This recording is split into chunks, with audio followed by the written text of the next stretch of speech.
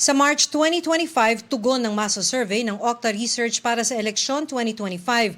18 kandidato ang may statistical chance na manalo kung ginawa ang eleksyon noong panahong isinagawa ang survey. Ito ay sina Senador Bongo, magkapatid na Congressman Erwin Tulfo at Ben Tulfo, dating Senate President Tito Soto, incumbent Senators Bong Revilla Jr. at Lito Lapid, dating Senador Ping Lacson, Senators Pia Cayetano at Bato de la Rosa, Makati City Mayor Abby Binay, Congresswoman Camille Villar, dating Senador Manny Pacquiao, Willie Revillame, dating DILG Secretary Benher Abalos, mga dating Senador Bam Aquino at Kiko Pangilinan, Senators Francis Tolentino at Amy Marcos. Isinagawa ang survey sa pamamagitan ng face-to-face interviews nationwide noong March 18 hanggang 24, 2025. 1,200 male at female registered voters na edad 18 pataas ang in-interview para sa survey. Meron itong plus-minus 3% na margin of error at 95% confidence level. Ito ang unang balita, Maki Pulido para sa GMA Integrated News.